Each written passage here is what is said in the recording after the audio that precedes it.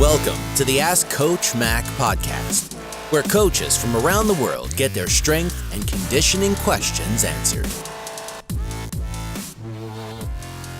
What's up, guys? Rob McKeefery here, and welcome to episode number 40 of Ask Coach Mac. Thank you so much for joining me today. We have a great question from Drew, but before we get to that, I want to thank today's sponsor, Iron Grip. If you're in the market for plates or dumbbells, these are my go-to guys. I've put Iron Grip plates and dumbbells in 3 facilities, including my own garage where my family and I work out. I've had nothing but positive experiences with them and love the fact that they're manufactured in the U.S. For more information, go to irongrip.com, follow them on Twitter, or call Chris DeSanto at 509-230-3124. All right, here's today's question from Drew. Hey guys, my name's Drew McDuffie. I'm a grad assistant for Clemson football, strength and conditioning.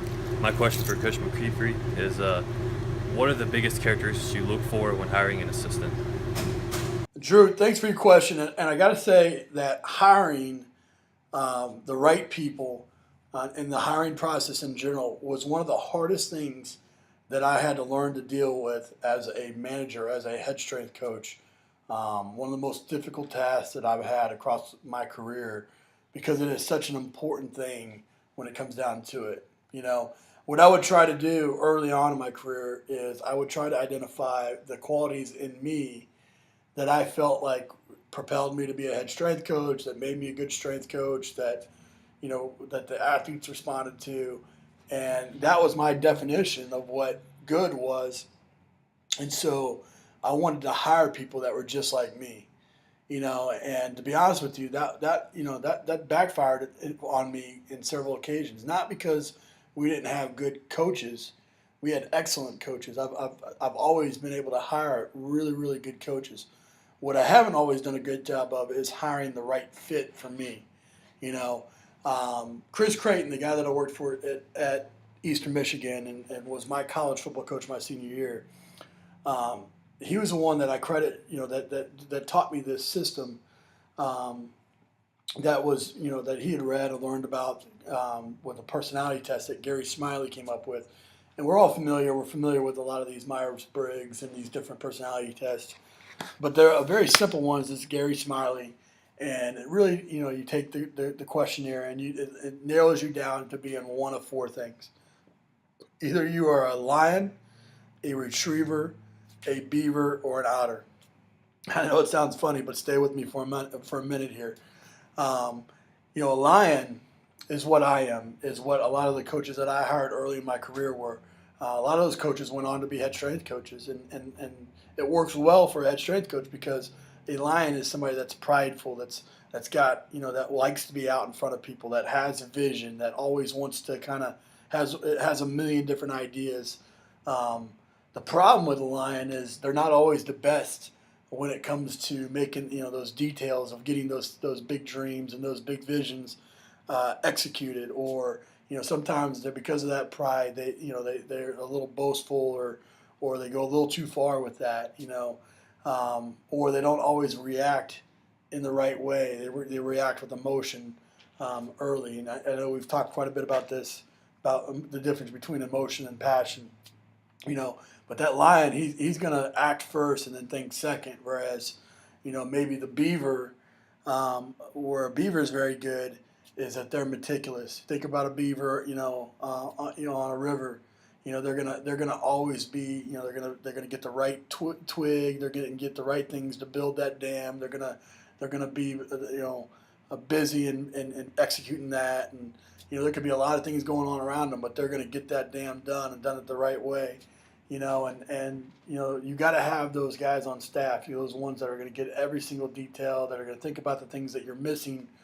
You know, but that said, the beaver's not necessarily the person that you want to have out in front, creating the culture and creating energy and doing those kinds of things. You know, a good person for that sometimes is the otter.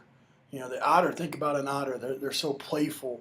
You know, you got to, you know, think about the coaches that you've worked with. The coaches that you worked with that are constantly dancing with the music, that are bouncing around, that always have a smile on their face. I mean, they could have came to work and their freaking puppy got ran over, and they're still probably going to have a smile on their face.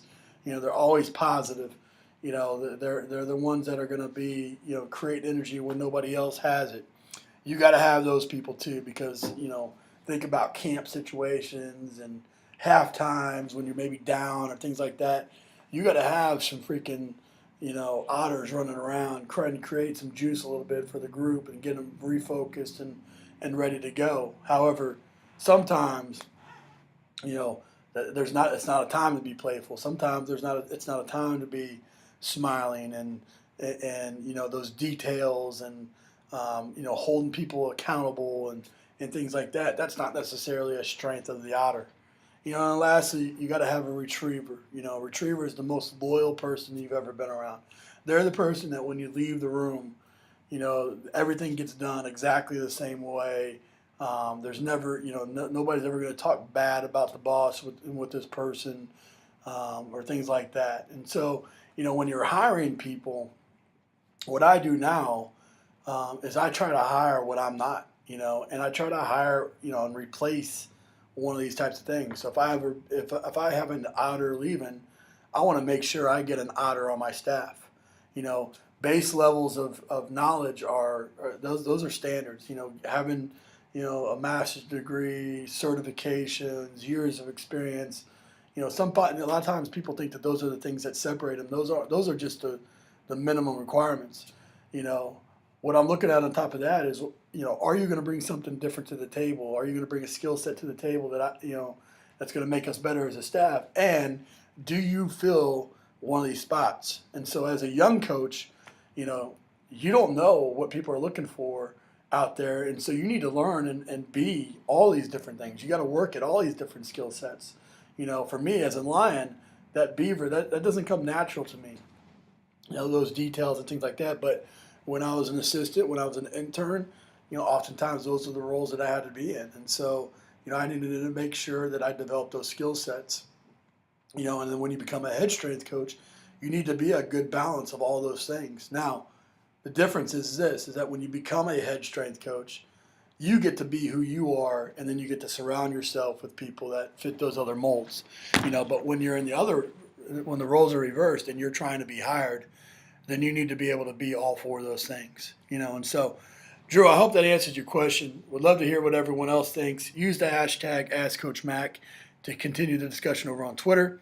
Drew, thanks for your question. I want to encourage everyone else that if you have a question that you would like to potentially be featured on the show, head over to AskCoachMac.com. There you can ask your question by hitting the record button at the bottom of the page. Thanks so much. I appreciate you guys for listening. Here's a quote to finish the day by Steve Jobs.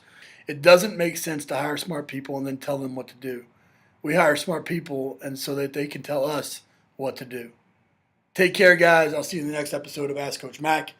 Bye for now.